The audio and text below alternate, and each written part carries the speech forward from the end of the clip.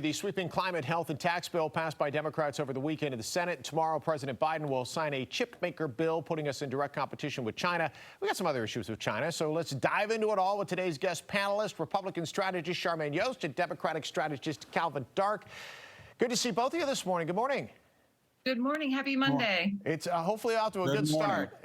Obviously, those in Congress are working hard over the weekend trying to get some stuff done.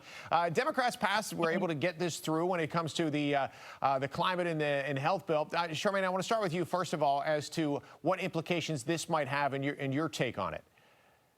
Well, listen, I think they were working a little too hard over the weekend. This is not good news for the American people at all. When we're looking at soaring inflation prices, inflation rates, at pumping more government money into the economy is exactly the wrong thing to do. In fact, it would be funny if it weren't absolutely so appalling. It's a generational mistake from the Democrats. Look, so many of us grew up with double-digit inflation in the Carter era, which was immediately followed by Ronald Reagan. And that's what you're going to see happen here, is that there's a whole generation of voters who are now going to find out what it's like when Democrats start trying to cure inflation by pumping more money and raising tax rates and doing exactly the opposite thing that's only going to exacerbate a deepening recession. Obviously, Calvin, I'll switch things over to you right now. You know, anytime you throw a lot of money at something, you're going to have issues and you're going to have things to worry about, and you look for the offset. In this case, when it comes to the climate bill, that's exactly what they're looking to do, is offset some of the carbon. Is this a win for Democrats? Is it a win for the country? Yes, it's definitely a win for all Americans. And, you know, I think if you look at this as, you know, about inflation or gas prices, it's too short-sighted. You know, as you were saying about this being a change for a generation, it definitely will be. We're going to have more people covered by health care. We're going to have better and cleaner environment, prescription drugs. So there's so many things that will change a generation, but not in the bad way. And I do agree that if you just throw money at a problem, that doesn't always help. Sometimes it hurts. But in this case, I think it's been very well planned of how that money is going to be spent. And I do think it's a good thing for the American people. They just have to keep in mind that it's not going to happen exactly when Biden signs it, but that most of the provisions will take a few years to even so that the American people even feel it. All right, I want to switch gears right now, and we'll go back to Republican strategist Charmaine Yost's first comment here. We mentioned China. We've got China in the news for a couple of reasons. One, the chip makers, part of this, try to build more chips in the United States, rely less on China and overseas for that.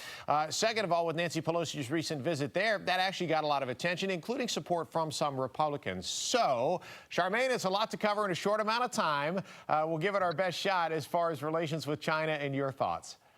Okay, here we go in a short period of time. It is really good that we're paying attention to China, and it's really good that we're paying attention to the economic threat from China. American consumers have a really hard time not helping to subsidize the communist regime in China every time we go shopping. So I'm glad we're paying attention to that. But taking a specific industry and subsidizing it with government dollars is, again, exactly the wrong thing to do. We actually tried this a couple decades ago, and it utterly failed in terms of subsidizing the semiconductor industry.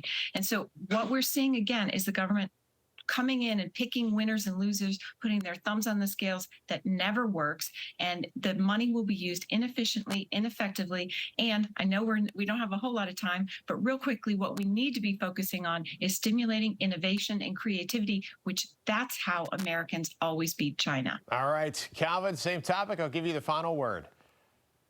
Well, I think we should be doing this because our government should be picking winners. Other countries do it, which is part of the reason why we haven't been producing the semiconductors and chips that we need. I do think this will be great.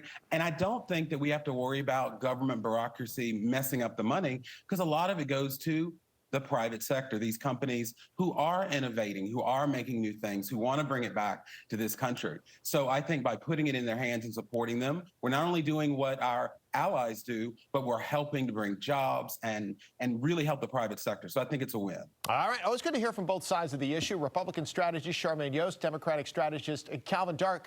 Great talking with both of you this morning. Thanks for your time. With you. Thank you.